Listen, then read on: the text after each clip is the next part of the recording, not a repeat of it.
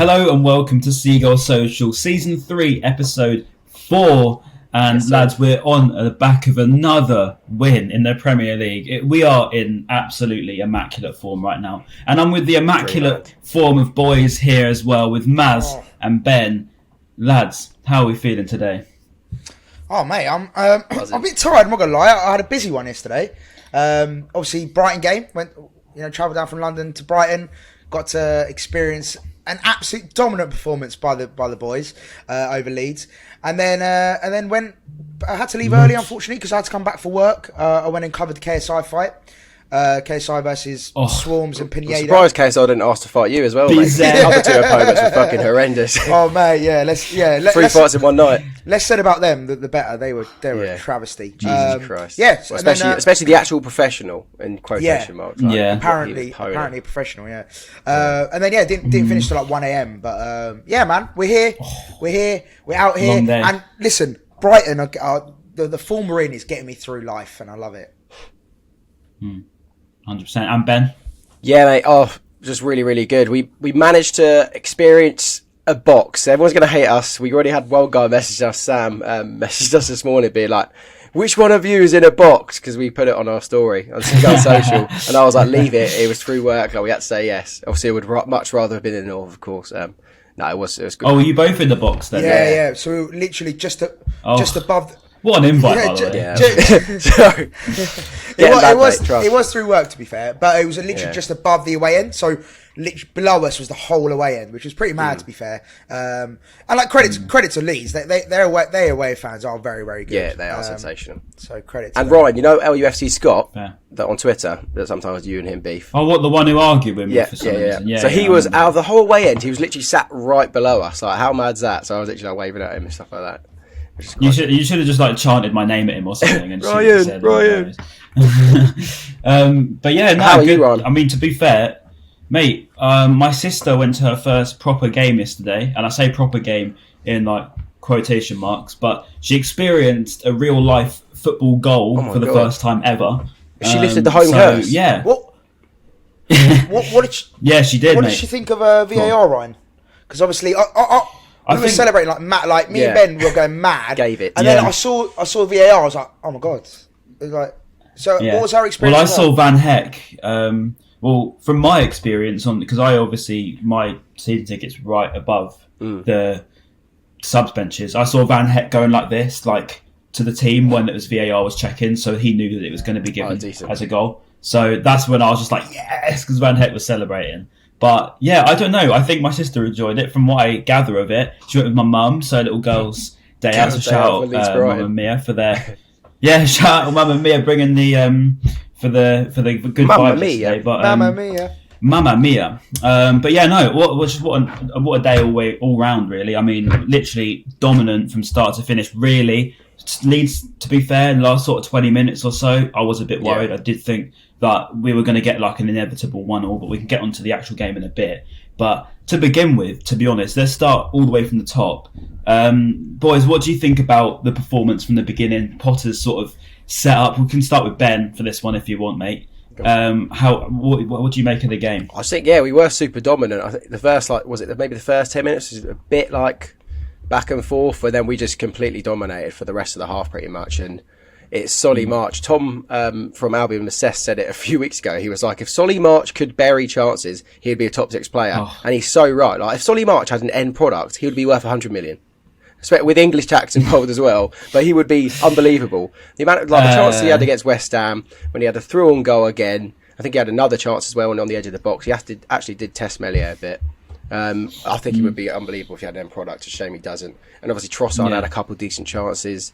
I thought, this just should be easy win. And then we just didn't get the goal we deserved in that first half, which was the worrying thing. I was like, is it going to be the classic Brighton? But it wasn't. And Maz, mate, Solly March, what's your thoughts on Solly so far? Yeah, no, I thought he was brilliant. Really full of running, done really well to get I think it's good that he's making those runs. I think that's the key thing. Obviously, the one-on-one chance was frustrating because I feel like that second touch he took for me was what Took let him down. It took it away from him, and then he was just the angle was impossible. And to be fair, Meslier made himself big, made himself look big, and it was a good save in the end. But yeah, I feel like that second touch really killed him. But credit to him for making the run. And the part, I just want to talk about the pass from Pascal. Like that was silly. Mate, it was unbelievable. Wow. And we had the view from behind the goal, as in like you could literally directly see it. So it was just beautiful. That little that pass was just stunning. Frustrating, but just generally in the whole game, I thought I was really impressed. Like I just thought we absolutely battered them. We dominated them. I really can't. In the first half especially, I can't think of a chance they had or any kind of opportunity. Trossard had multiple opportunities to shoot, just decided to cut back and he just loves shooting for some reason, doesn't he? He just loves cutting back and then cutting back again, doing a fake shot. It's like his goal against City, it worked once. Just leave it at that. Just literally, we were saying like he was through on goal twice on two different separate occasions. Just fire out Meslier. Like if he parries it away, that's fine, or for a corner or whatever.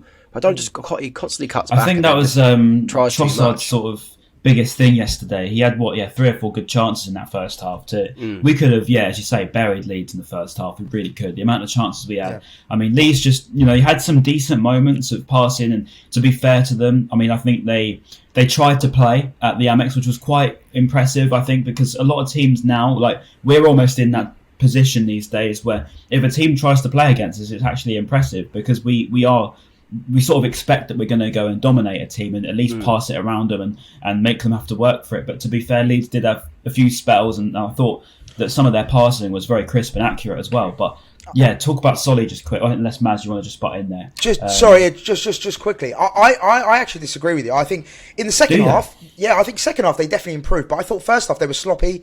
I feel like there was a lot of missing. Yeah, they were sloppy, 100%. Yeah, there was a lot of passes that went wayward. I thought our pressing was brilliant. Like I feel like we did what Leeds did to Chelsea to Leeds.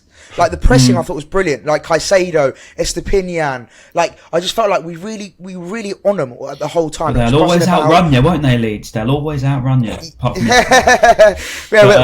without Bielsa at the helm anymore, mate. They're fucked. But I just wanted to say that. No, fair point. I think to talk about Solly quick, just because I didn't really say about Solly, I want to just say I thought first half he was excellent because I feel like people think I'm really harsh on Solly, and perhaps I probably am, but. Yeah, I think it was probably right to drag him at half-time, after half-time. I think that he sort of, after his miss, it seemed like he lost a lot of confidence. I mean, first half, he was he had Strauch on strings for literally the entire first half. He had him every time. Every single time we went through him. Very strong. I think Solly's really grown into that sort of, he's almost bulked up a bit without getting bigger, if you know what I mean. He's a lot stronger on the ball. It's harder to shift him off, and he stands his ground really well, puts in a good challenge, and also can take on players a lot better. I think Solly's biggest problem, I think, and then every Brighton fan will agree, is he just can't score enough goals, and also probably doesn't get enough assists to warrant being an out-and-out right winger. But I think this season is his chance to really improve. Now we've got Estupinan in there, we can talk about in a bit. That first half was, as you say, very, very, very impressive. I think that the worry for me was, as you say, when we went in at half-time 0-0, I was a bit worried that we've had so many big chances here, and it's just so typical that we're going to go and blow it in the second half. But it didn't happen. I mean, to move on to the second half. So close it did. And so nearly did. So nearly. Yeah. Did. That Sinisterra chance, oh my God, my heart nearly fell. Oh, I don't know how he didn't score. I didn't score, seriously. And that's actually one point of Estupinan, who I don't know who I was arguing with, one of you guys. I can't remember who was on you. So I was on the on Twitter, if you saw it, I said Estupinan I thought he had a quality debut, apart from, I think he came off at the right time. 2 big mistakes, wasn't it? Yeah, at least 2. I think there was a couple of chances. I think the problem with the Estupinan yesterday, and I think if it's to be critical, obviously a player that's you can tell he's got it right. He's got so much quality to his game. You can tell he's got the skill as well. He's got some pace, great in a challenge, and always seems to read the ball very, very well. I think what he did yesterday that probably was a bit too much. I think he had a couple of chances where he nutmegged a few players and had a few skill moves come off, and I think he got a bit too overconfident, and I think that's when he started trying to play these diagonal balls, gave the ball away a couple of times. I think it was almost like I'm having a great game. Let's try and do some crazy stuff. And I think that's almost something that Potter, when I said he would get coached out of him, I think it'll just be like, yeah. I remember we're in the Premier. I remember very clearly. He like won the ball from Click really well. Like he had some sort of Cruyff turn, I think, and he was literally just casually like bringing the ball forward. And Click just ran up to him again and nicked the ball off him. And I think that was when they had one of their bigger chances. Yeah, like to score. Yeah. And I was just thinking, God, like how did none of the players say man on? Because like you think surely like, Caicedo's right in front of him. You think shout man on, but he was just so casual on the ball, and he just really easy took the ball off him. So that was probably one of his issues or mistakes. I think taking him off it was the right decision. I think because if you left him on any longer, he probably would have given away a goal, and that would have been awful for his confidence going forward if he gives away a goal, and he's going to remember that debut only for the goal that he would have given away potentially. So I think it was a bold call, but it was a right call from Graham Potter. I think all the subs that he brought on were brilliant. But this is a question I actually want to ask you guys. Because there was a lot of subs yesterday. I think all 10 were used, if I'm right in saying. So I want to ask you. Yeah. So I want to ask you guys: do you agree with the amount of subs at the minute, or do you think it is too much? You can start with Maz. I can see Maz is twitching his nose. What do you think? Yeah, no, it's a good question, and I actually quite like it because I think it gives chances to those players that might not necessarily get a chance. So, like for example. Maybe Matoba's not the best example because he's actually really, really good. But like Van Heck, there you go, Van Heck. Van Heck probably wouldn't have got any minutes last night if it wasn't for the 5-man sub rule. So for me, that's great for his his confidence, his exposure, getting that those valuable minutes, building it up. I just think I think it's really beneficial for those fringe players or the players that probably wouldn't get a look in usually. I think it's really beneficial for them just to get those minutes on the pitch. Premier League experience is invaluable. So for me, it's really, really good. And I really like that. And also another benefit for me is it just keeps you fresh, right? Like if let's say you get to the 80th minute and you see some tired legs out there, whack three more new players on, and like you look like a fresh team again, a new team. So I feel like there's definitely more pros than there are cons for me. But I don't mind it personally. Do you agree with the statements people say that it's unfair on the smaller sides? That you've almost got that advantage in depth, because nowadays, right, 2 years ago we would be saying that we're at a disadvantage, but now we've got such a great squad, we can say we're at the advantage, right? We can bring on Maupay, we can bring on Lamptey, we can bring on Undav, we didn't even get a game yesterday. But do you think that it is, for the Bournemouths of the world who lose 9-0 away at Liverpool, is it unfair in that sense? I don't know. No, I definitely get it from that perspective, but I still I don't know, because let's say we use us as an example, like you just said, you named all those players. We're perceived as a smaller club or a smaller team, however you want to look at it. So, but like you said, we've got quality, we've got quality to bring off the bench. So I don't know, I get it to a certain degree, but I don't really agree. I think your squad is there to be. It's not our fault that your squad is, your squad is not as good as these other clubs. I get it. Man City they've got a ridiculous squad. Just look all over. Even but Brighton have proved that you don't have to have the money to build a good squad. Like a lot of the players that we have, we've got on the cheap. And I think I've said it before. Graham Potter's been a massive fan of the subs. He really likes it during lockdown where you could have more subs. So like, if our manager's keen for it, then there's no reason why we should be not confident in our squad. Like if he's confident in bringing on 5 subs, and like you said, Maz, like Carwell came on first, didn't he, as a first defender? But if it was 3 subs, and if there was 3 subs, Van Heck was never going to get on the pitch because there was no way we were going to bring on another defender. But it worked really well. Jesse March seemed to really love it. I kept looking at it every single time the ball went out of play, he's bringing on a new player, and I was like, bloody hell! It reminded me that there was 5 subs. I was like, oh shit, it's 5 subs this season, isn't it? Because you haven't really utilised it too much. And do we know if it's staying or is it going to be going after this season? I think it's here to stay. I don't know. I might be wrong in saying that, but I think it's here to stay, which, is a big decision. I think most teams are in favour of it. I think the only reason that probably sways it more than anything is, we haven't got a winter break, whereas everyone else in Europe has a winter break. I think it's probably a fair compromise in, as we get to January, February. I know we've got the World Cup in between this year, but, you get to January, February, your players are playing, top level players are playing Champions League, they're playing Europa League, they're playing international football, they're playing FA Cups, you name it, domestic cups. And I suppose there's a lot of fixtures in that to squeeze in. So I suppose having that 5 subs rule instead of a winter break, I'd probably say, I'd rather that, because at least the show does go on. But yeah, I think I agree with both your points. I do get what, say, the Bournemouth would say, and we're in that arrogant position to look down now. But I think, I would agree with them, but I also agree with, maybe what Klopp says when he does start complaining about the fixtures. Although it does do my head in, he is right in what he says in, that there is too many fixtures for these big clubs.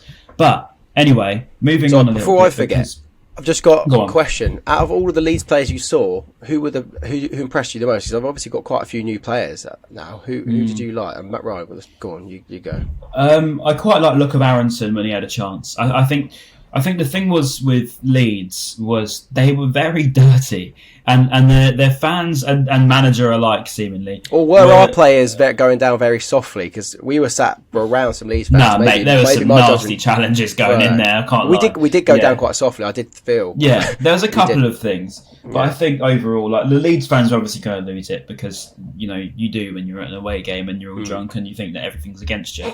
But I think, I agree. I think the referee was terrible. I don't think that he had a grip of the game. Where was he from? All. Where the hell did he get him? I don't know. Yeah, he didn't have a grip of the game. And it was really bad at some points. I mean, even in our favour, I think at some points. I mean, even there should have been a lot more bookings yesterday to say that. I mean, there was a lot of flying challenges. I thought Caicedo was lucky to get away with a few. He had a few little naughty nothing bad, nothing serious, but just little mini challenges where he should have got a yellow card, I think. Yeah, there was some flying ones in there yesterday. Yeah, the referee wasn't great. But to answer your question, Ben, who asked the question? Yeah, Ben. Yeah, me. Jack Harrison. I was actually really impressed with Jack Harrison. He didn't really. Would much rather have Anthony Gordon, that's for sure. yeah. 60 million man. 60 million, 80 million now, Ryan. He scored yesterday. Yeah, he scored a goal. He scored a goal that wasn't a deflection. That's 20 million now. He scored a goal that wasn't a deflection. Two of them were against Brighton, for fuck's sake.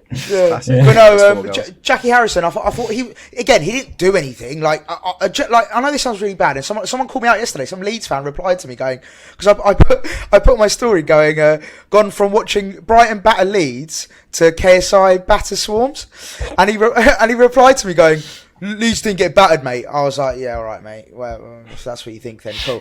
But anyway, maybe I had a different perception of the game, but I generally thought we absolutely dominated them. I did miss the last 20, obviously, because I had to go back to London. But that was probably their spell when they had it the most. Right. Okay. Yeah. But from what I saw, yeah, Jack Harrison again didn't really do much, but Jack Harrison and Aaronson.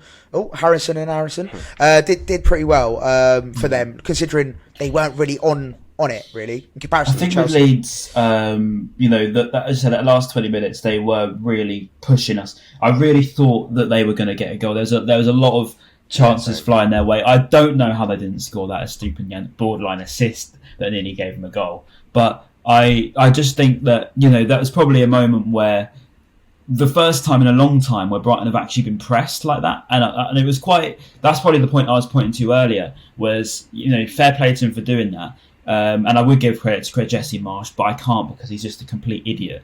And I'm afraid he's going to have to hold that L today, because he literally, I've never ever lost my voice at shouting at a manager before.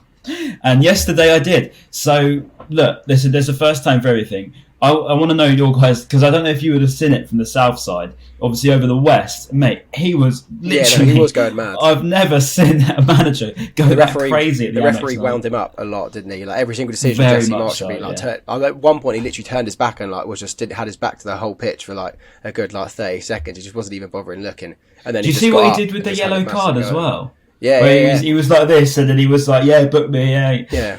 Oh my god, he's completely lost. Do you think his he's head. playing up to the Leeds fans because he knows the reputation that Leeds has? Do you think he's trying to act like a hard man? Do you think that was his natural? Do you think he was trying to win him over by showing that he's like one of them? I think he just lost his head reaction.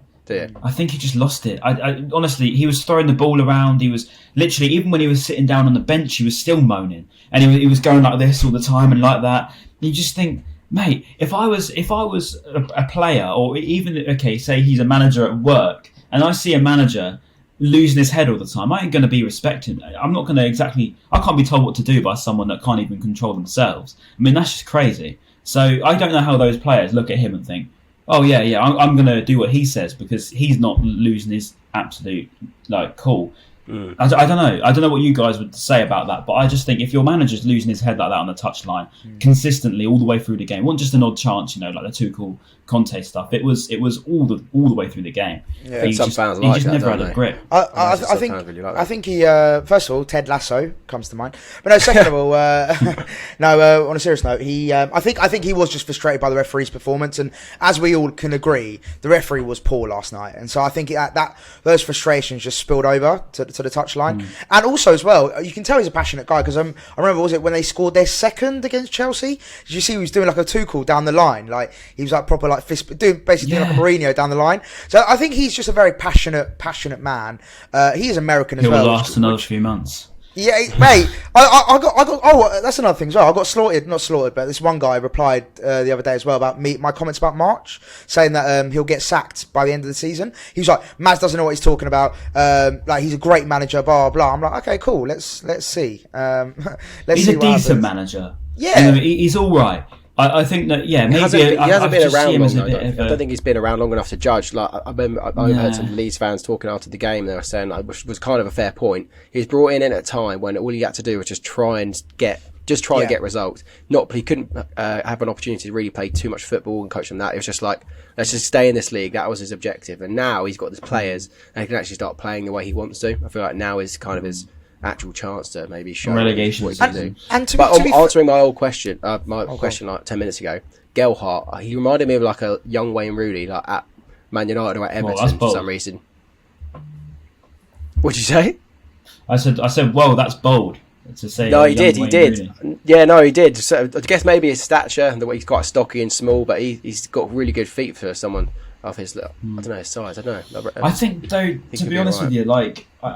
I think Gelhardt was all right. I just think overall, man for man, we're better than them by quite a distance. And me and my dad were talking about it after the game yesterday, and we were watching Match Today, and we were looking through all these teams, and we're saying, what team outside the Big Six are now better than us? Genuinely, because before we'd say West Ham's and your Villas, even Leeds, that you relate them to being in that mid-table spot to above Leicester, and you think, Wolves as well. Another team that we seem to beat consistently, and I just think.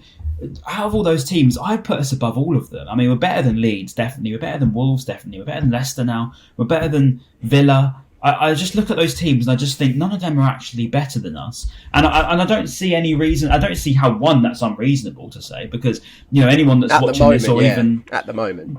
Well, I don't know, because you say at the moment, Ben, but you look all the way back to. I think this form started back in March, right? And we're now in August. I mean, we haven't lost in a long time. I think we're now 9 games unbeaten, and includes a lot of cracking away days, which we'll obviously get onto in a bit about Fulham on Tuesday night. But I don't know. I just don't see how any of those teams. I'd like to ask this question to you guys: if the teams in that sort of 7th to 10th place as to who's better than us at the moment. Start with Maz. 7th to 10th currently. Yeah.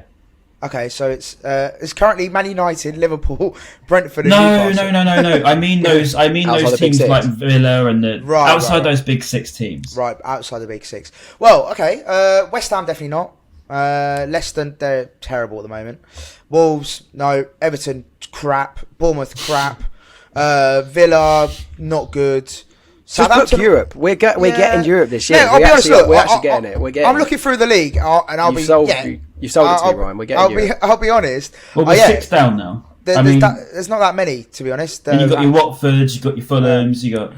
I feel like so let's get rid of Man City, Arsenal, Tottenham, and Chelsea, right, and Liverpool. So that's the 5. Get rid of them. Out of the rest of them, I feel like the only ones that are sort of better than us or around us is obviously Newcastle. I think they're going to pick up form. I know we drew against them and we were the better side, but I feel like they will pick up and get better. And then, actually, that's about it, to be honest. A lot can change in this season, by the way. So let's not ourselves. At the moment in time, as of the 28th of August, I would say that genuinely, and I'm not just saying this, I think the 2 best teams outside the Big Six at the minute are us and Palace, and that says a lot.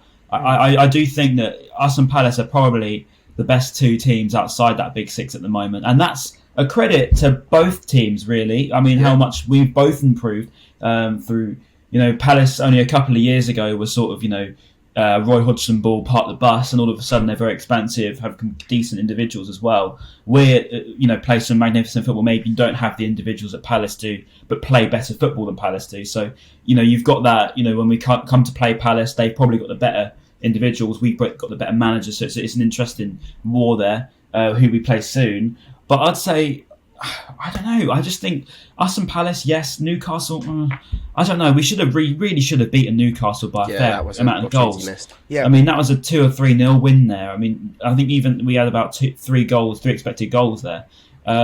So I don't know. I at the moment in time, I don't see anyone else that's better than us at the moment. And that's why, going forward, looking at Fulham, looking at Palace, looking at Leicester, these games, Bournemouth after that as well. There's a lot of points here, right? I mean, I don't see, unless we have a really slippery banana skin on Tuesday night, I don't see how Fulham realistically are going to beat us at the moment. Especially an away day out in London. You know what Brighton like in London on a night. Playing that Hyper Turk probably won't be. It'll be in that orange shirt behind me there, I expect. But what are we saying for Fulham? Unless there's anything else you want to touch on? Yeah, I do have one point I want to talk about before Fulham.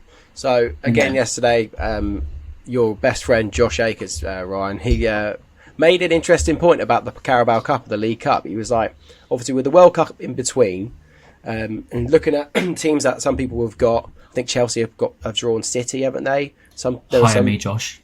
Yeah, we are going to try and get you. So out of them, there are teams that could go out before the World Cup in the League Cup. The big teams are the top 6. They're people that will normally win it, and then when they're past the World Cup, they'll have players that obviously need to start managing their game time. And when we're playing League Cup matches in January and February, maybe they'll play weakened teams. And I feel like this year, and Josh made a good point, he thinks this year could be the opportunity where a team like Leeds, a team like West Ham, depending if they pick up or that kind of thing, a team outside the Big Six has an opportunity now to win the League Cup if they really concentrate on it. Because we have a lot of players we have a few players that will be in the World Cup, of course, but we don't have a huge squad that will be going to the World Cup and playing. So there is an opportunity for us to actually do well in this League Cup if we concentrate on it. Okay, question in. You've opened the question in, Ben. League Cup, Europa League. What would you rather focus on? Because, what would you rather? Ben, first. At the way the teams are playing below us at the moment, I think we've probably got more chance of just getting Europe through the league because, anything can happen in the Cup on a one-off game. So maybe but obviously things are going to change. If Villa sack Gerrard, they could get a really good manager in. They could change massively and have their best players playing really well again. They're getting Potter, Ben, if they do, right? No, Have you not heard the news? Have you not heard the news? No chance. So I think there's more. Those teams might actually pick up because it's a long season. On our day, maybe in the League Cup we can get far, but I think maybe that would be too risky. Just concentrating on the League Cup and then slipping out of the league. Agree. And Maz? It's no brainer for me. It's focus on the league. Yeah, no brainer. I agree with both of you guys. Yeah, no, I don't know. The League Cup would be great, right? We never won a major trophy in our lives, right? It'd be great. But the league these days, it means a lot more than it used to probably 20 years ago. I mean, 20 years ago, it was, the trophies were everything. Even 10 years ago, trophies were everything. And I think now that the Premier League is so advanced, the way I look at it now is all of these players on this pitch are athletes now. They're all immaculate form, as we said earlier, immaculate boys, but they are right in there playing, physical conditions that they are. And I think that to go the whole length of a season playing as an athlete and winning these games is a much better achievement than going through a tournament cup run. That's just my opinion anyway. I mean, it's like when I watch England play, for example, and I see Southgate get all the praise and everything. Being a tournament manager, being a Premier League / even Championship manager, it's a lot more impressive to go on and achieve a long season of 38 games in the Championship and win the league with a team that's probably not even deserving of it. For example, getting Nottingham Forest promoted last year for Russell Martin's a massive achievement.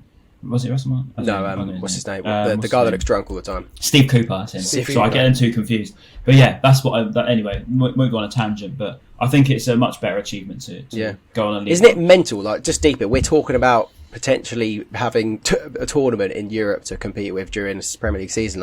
And it also is kind of like a poisoned reward, because a lot of the teams, especially of our stature, that aren't in the Big Six, that have the massive squads. Well, I guess we do have a big squad, but you know what I mean. Not expensive squads.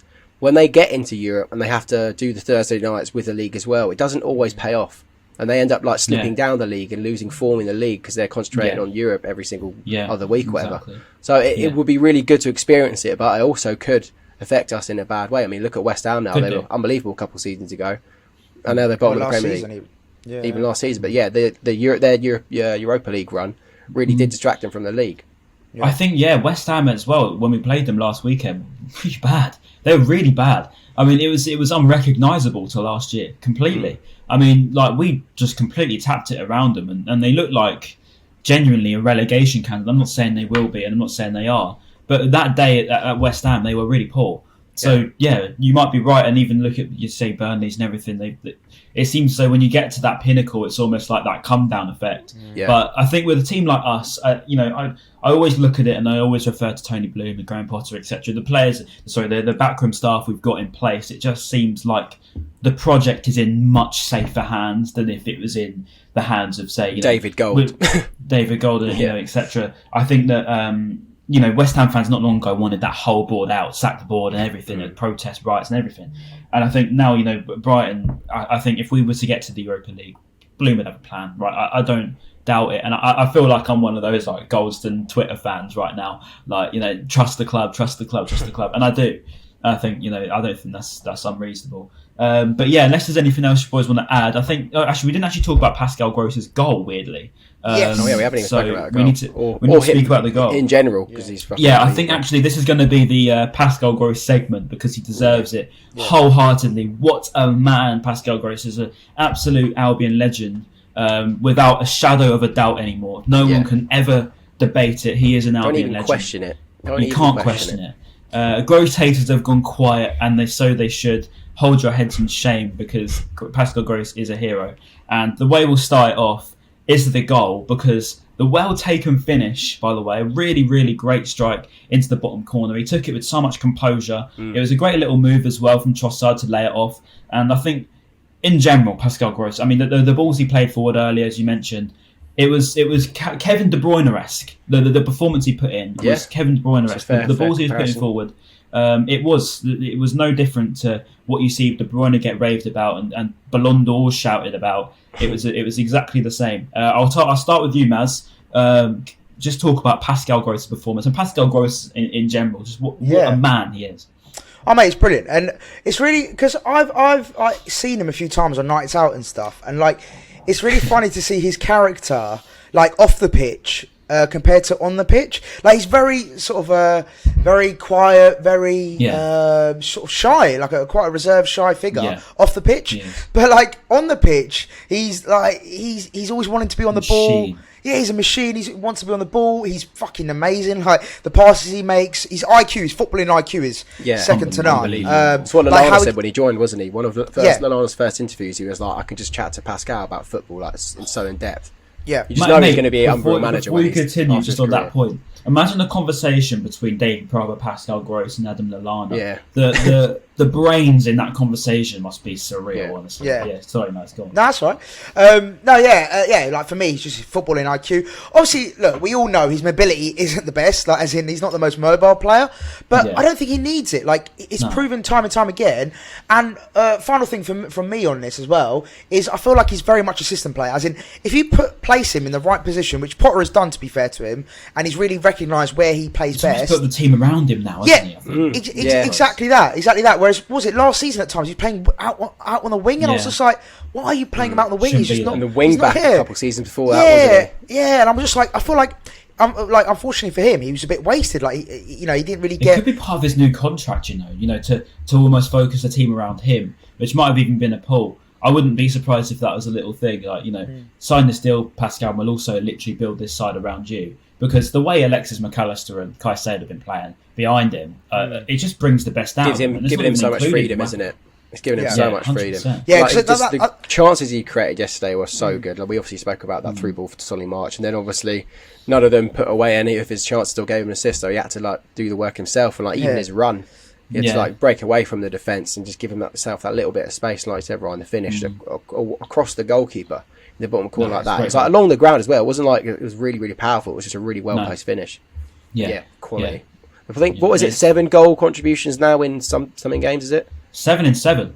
7 in 7. Insane. It includes 5 in 7 goals as well. I mean, it's 2 assists, 5 goals. 5 goals in 7 games is amazing for a player who should be declining if you will a FIFA. I mean, he's 31 now and he's aging like a fine wine. And actually, looking at the Twitter announcement of him 5 years ago in 2017, and I was reading all the comments like, this is a good signing, but I don't know who he is. Yeah. And it's just amazing that how much he's just grown into this team and how much he's grown into the city as well. I mean, everyone loves him. He's really is the Premier League legend of Brighton Hove Albion. I think he will be recognised as the Premier League man. And he scored our first ever Premier League goal. Let's remember, he scored us massive, vital goals in his career. Manchester United will always remember as keeping us up. So he scored our first ever goal, kept us up. Got Player of the Season in his first year. Now he's here with Graham Potter. He had a bit of a dip in that second season under Houghton when he played a bit deeper. But now he's got that free role under Potter. He's just basically unlocked him as another new player. And it really is, a credit to also, I think we need to mention Alexis McAllister. As I always rave about him, he's just fantastic in that deeper role. I think he really is. He controlled the game yesterday. Really, I gave him my man of the match accolade on Twitter. I'd say, he basically gave Gross that space. Caicedo did the running. McAllister did the sort of technical work, and Gross just did what Gross can do.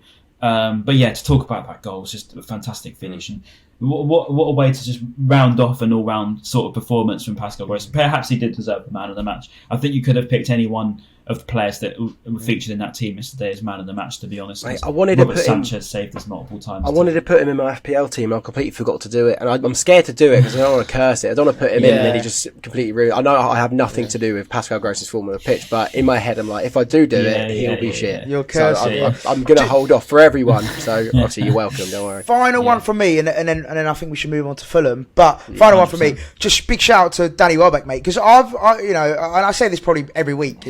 I've had my doubts. 2 years you know later.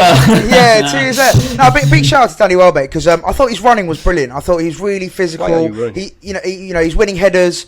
He was beating. I remember turning around to Josh and saying he's won like every header so far, and he's just very physical. He's a problem up top. He would and I feel like we didn't have that. He was instrumental for the goal as well when they held the ball up. Yeah, exactly. So big shout out to him. And I thought his running was brilliant. His physicality was great. He's again footballing IQ. I think he's probably up there as well with a few of the other players that we've mentioned. So big shout out to Danny Welbeck from me. I don't give him enough credit sometimes. So I thought I'd do it for once. Love that. And mate, you could say the same for nearly any player in that team. As I say, Robert Sanchez made some massive big claims yesterday. There was a couple of things came out of his line. Had to be Sanchez's ball. It was Sanchez's ball nearly every time it came off his line. Another remarkable performance from Robert Sanchez. I've been made to eat my words for about 6-7 months ago. He's done fantastic since probably. Well, this season particularly, he's been brilliant. Literally no fault at all. Moving on to Fulham then.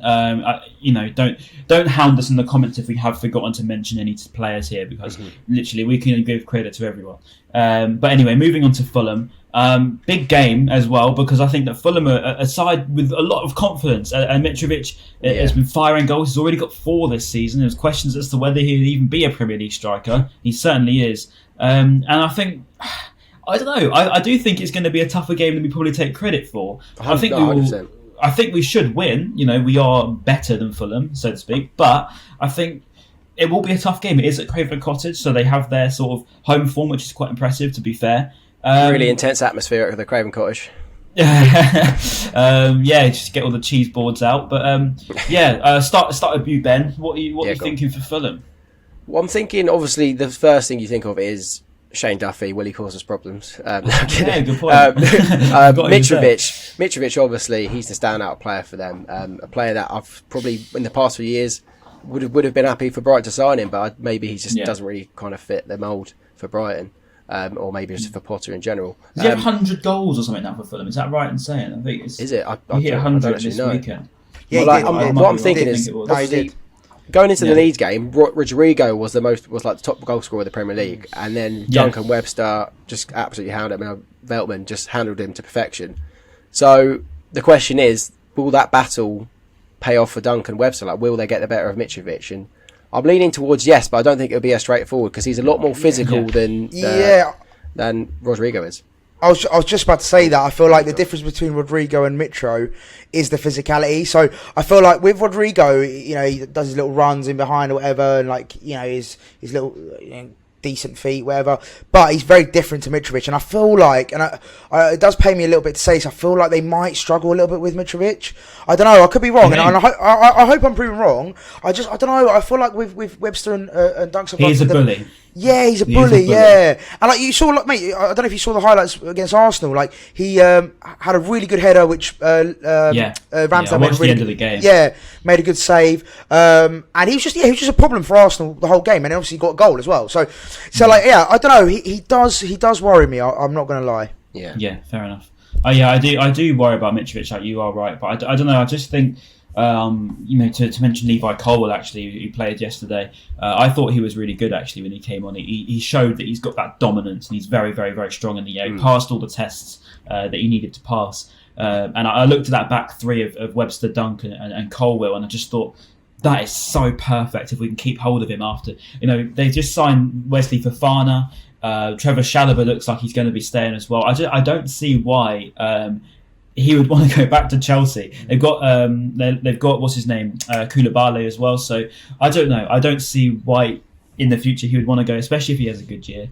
But I don't know. I wouldn't be completely surprised if Levi Colwill's thrown into the mix tomorrow. I mean, he impressed quite early on, very quickly, and it could be another body to potentially deal with Mitrovic. He's very tall, which could be a reason as to why you might see him, but. I don't know, Duncan Webster filled me with so much confidence, and I think that from there you've got a good basis to go on with the rest of the team. You've got Gross, you've got McAllister, you've got Caicedo in midfield, and Leandro Trossard's been lethal, especially away from home. So I think that, I think we will beat them. I think we're going to look at a 2-1 victory, because I do think that Mitrovic will get a goal, but I think we will win, and I am really looking forward to it being in that away end. So yeah, we'll see. Tell you what, it would have been nice to have Neil Maupay for this game, for him to come up against Leno potentially, but obviously he's now gone. So yeah, thank you, Neil. Away day's king as well, though, wasn't he? Away day king, yeah, it would have been nice to see him, but yeah, farewell, Neil. But I don't know, it will be interesting to see how we get on against him. Like you said, Craven Cottage. It's not the most. It's a bit like the Amex. Players don't go there and get intimidated, do they? No. It's very much more down to the players on the pitch rather than having a 12th man. I mean, I might be proven wrong. I've never been to Craven Cottage. Luckily, I'm going to go on Tuesday and see what it's like. But I've heard the atmosphere isn't amazing. Yeah, I've heard the atmosphere is not great. Yeah, I'll see you there, buddy. Well, I don't know really any other players that kind of scare me for Fulham, to be honest. Like, obviously, they've got a couple new faces. Is quite useful. Is he? I quite like him. Yeah, he's sort of like a wide player. He's quite quick, quite skillful, which, Lamptey yesterday is another example as a player that can come in and impress. Yeah, literally off the bench. And player of that quality. Yeah, exactly. And Veltman was fantastic too. So there's, I don't know. I just feel like our team's. Bobby Deckled over Reed. I quite like him. Sometimes he's not too bad. Obviously, a manager that I think he's been relegated a couple of times in the Premier League. Is it Silva? Isn't it Fabio? Marcus Silva. I just let me really rate him. I hate him. I think he's terrible. I literally, I think he's such. But I just think he's such a fraud. Like, he was at Hull, he was at Everton, he was at the only place he's done well. Was he at Watford as well? Watford as well. He gets around the block, doesn't he? Yeah, the only place he's done well is at Fulham, which he got them promoted. And funnily enough, we've actually got a Fulham fan in our office, and I was chatting to him about it, and he's like, he's done really, really well for them in the Champ, and he was like, and I was like, well, okay, but we're in the Premier League now, like, and he's like, yeah, he's got off to a good start, but let's see, like, let's assess him at the end of the season. And I was like, yeah, if he makes it that far, but no, I don't think he'll get sacked or anything like that. But I personally think he's a forward. I don't think he's very good. Another player I've just spotted on the team sheet online for Manchester United, I think, or did he actually go permanently? Andreas Pereira. Yeah, permanent. I think he's on permanent. Permanent. Yeah. He's very good. He looks good. He looks a very creative player, and I guess that'll be a good battle for McAllister and Caicedo. I mean, I mean, He caused problems to Liverpool, didn't he? the Leeds fans spoke about their midfield and how they're going to cause problems for McAllister and Caicedo, and I kind of believed it. But now I'm looking at a weaker midfield in Fulham. Surely Caicedo and Alexis can handle that if they do play. I expect us to go there and dominate. I think I expect us to. It's just again down to the way that actually finishing our end product, maybe. Precisely. I think the good thing is, for some reason, whenever Trossard gets on an away day, he's lethal, and that's the one thing. I think those chances he missed yesterday, he scores on an away day. I don't know what it is. He seems to just be on a different level. So that's the one bit of hope I have. My only little thing is, I don't know. This is really silly, but the last time Brighton had a red orangey shirt, it was a curse, and we really never wanted to wear it in the Championship, if you remember. And apart from against Fulham, and it reminds me of a game. Yeah, that was actually a good point. It wasn't Fulham, but it reminds me of Cardiff when we lost 4-1. I think we were chasing the Championship, and it was just a completely awful day out. But we've got this again, and it's very, very, very similar to that one where it was Dunk scored that header. I don't know. All I'm saying is that's gone down as one of the greatest away days in Brighton history. Could we be with the same? We'll see. If there's anything else you want to add, boys, because other than that, let's do score predictions. I've already said 2-1. Maz, what do you think? So, I did a bit of digging, and I saw that we the last time we played him in the Prem, which was 2 seasons ago, I want to say now, we drew 0-0 both times. So, I'm going to go, but however, I do feel like we're better this. Like we are very good at the moment. Yeah, we're playing very good football. I really like the way. I thought we were very dominant against Leeds, and I thought we should have won 2-3-0. Really comprehensively. So I'm going to go with a 1-0 away win to the Albion. Okay, but I think it's going to be a tight game. But we'll edge it. For the first time this season, Ryan, I'm going to agree with you. I'm going to say 2-1 win for Brighton. I think we will take more of our chances, and we will get more chances than we would have against Leeds. Because, like you say, away from home, we are very good. Yeah, agreed. Right, wins all round then. Let's hope so. W's all round. Actually, apparently we go top of the league as well if we win on Tuesday night. Oh, mate, I sung we're top of the league yesterday. I was loving my life. I haven't done that in the Prem for ages. It was great. So ever, surely. Fantastic. Not that I can remember anyway. No, we haven't been. I don't think we've been. I think we've been top once last year. Oh, we were top of the league for 30 seconds last year. It was when. Was it last year? I can't remember who it was. I remember we were top of the league for a bit and then we went back down again. I think we conceded straight away. But anyway, not the point. What a couple of days, lads. What a couple of weeks. What a season it's starting to be. Roll on Fulham, roll on Leicester, roll on everyone in the league because we're going to beat all of them. Because we're going to roll them over. One last point. Sorry. Just quickly, just on that, like you talk about. I remember when we lost Basuma and Cucurella, we weren't negative, but we were a bit like, oh shit, like could this be a pretty poor season? And then look at us, 4 games in, and we're talking about. Yeah, we're talking about top of the league. So how 4 games can change. What do people say about us? They call us all sorts on Twitter. And we get a load of how crazy is football these days in 2022? We got Everton, the shambles of a club, buying our striker that can't even get in our team. Yeah, weird. Really weird. Isn't it weird? They're buying players from us. Everton Football Club, by the way. Madness. And obviously, quick one on Neil Maupay. Thank you for all the memories. Yes. And that's what you said to us. I know that was actually more than what you said to us. And people had to go for me at tweeting that. A few people did. I saw them comments, mate. I was like, really? I don't know how people managed to get triggered by you putting it on because it's stupid. But that's ridiculous. And my point on it, I understand why he would be against it because some of the fans giving him a stick, but he had a lot of support and people that stuck by him through thick and thin. And I said this to you, Ryan, I think, didn't I? And like they deserve a thank you, I believe. 100%. I can see why Cucurella would say thank you because he did get hounded by us because he obviously handed in a transfer request and all that stuff. Neil Maupay, he's only there for one season as well. Exactly, and that as well. But I feel like we should have got a better farewell message, not just a thank you at BHAFC. Although in the comments, please, everyone put thank you, Neil. Hopefully you'll see it. Thank you, Neil. That's good. Blue might love thank heart. You, Neil. Yeah. He would definitely be watching this podcast. That's 100%. 100%. Yeah. Always. Anyway, thank you all for watching, listening on Spotify, Apple, YouTube, whatever you've been streaming us on. Be sure to like if you are on YouTube, subscribe if you haven't already, because and also tag us on the FCA's thing if you still can. I'm not sure how long that runs for, but tag us on the FCA's. Oh, I'll actually have a great night this time as well. So I forgot to do that. Sorry. Nice on Ben. Make sure you tag and everything else that you need to do. Enjoy the rest of your weekend, and we'll see you after Fulham. Peace.